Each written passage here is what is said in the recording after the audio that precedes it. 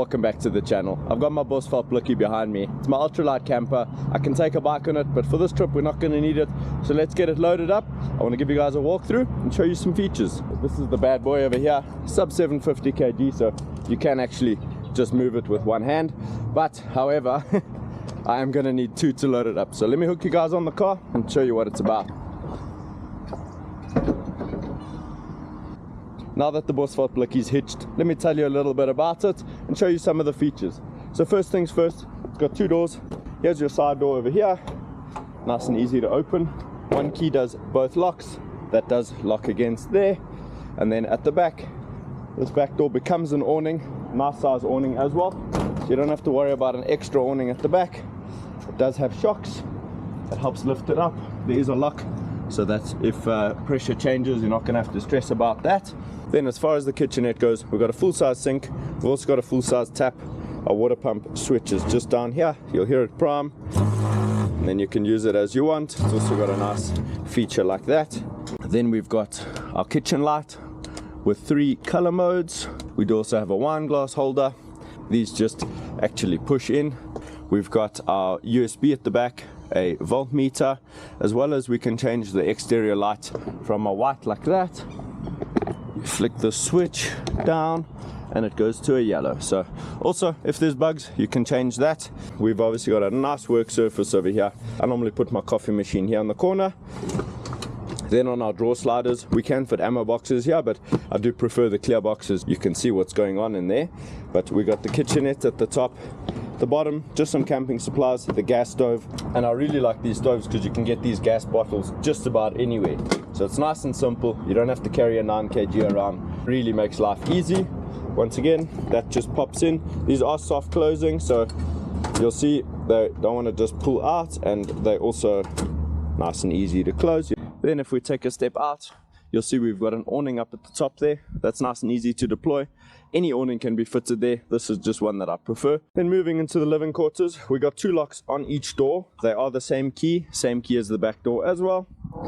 We've got a manual lock on the inside, so you can lock yourself in if you do feel unsafe at that campsite. Then this is what our living quarters look like. It's a full double mattress. Getting sheets and stuff like that, you don't need custom stuff. You just go to a sheet street or wherever you want to buy and you can get. Then currently I'm storing my table over there.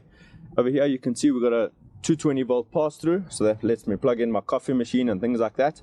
We aren't running an inverter on this, but we can. It's very easy. It's already got the 12 volts on board with a permanent charger, so as you plug into shore power, your 12 volt system charges, but then you'll have your 220 pass through that you can run your things like coffee machines or whatever you want to take with you. The 2 duffel bags go here. If you want to go up to the ablutions, you grab that, you throw it in the car or have a walk rather than trying to unpack all these little cupboards.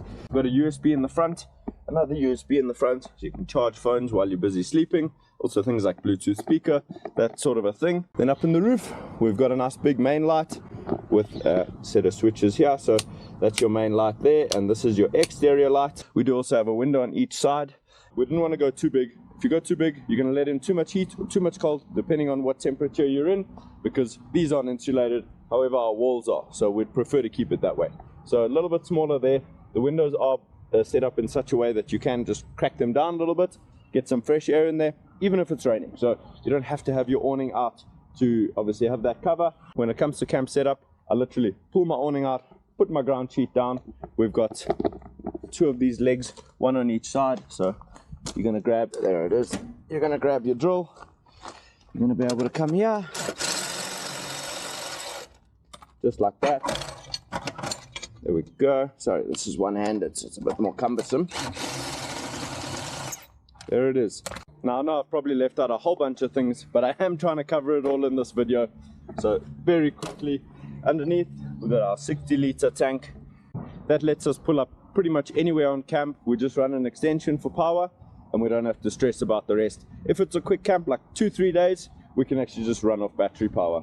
And then the final thing up front, I've currently got my bike rack here. Obviously I'm doing my racing, so I'll put the bike up front here. The tire goes back on the tire carrier underneath the camper, but that's just for this one. The future ones will have a nose cone up front, which will allow us to put our battery system up front, just bring that nose weight a little bit forward, as well as giving us the ability to put camp chairs, ground sheet, the sort of stuff that you don't want in the car. you don't want it in the back of the camper either, so it just makes it nice and simple. But I know for sure I've left stuff out in this video, so if you got any questions, there's a link to my website below, www.gowildaccessories.co.za. We're based in Johannesburg. I'm going to be building these. This is the prototype, but we've been using it for about 10 months now, and we've been extremely happy. So I'm at the point where I'm really happy to start producing a couple of these. Let me know if you're interested.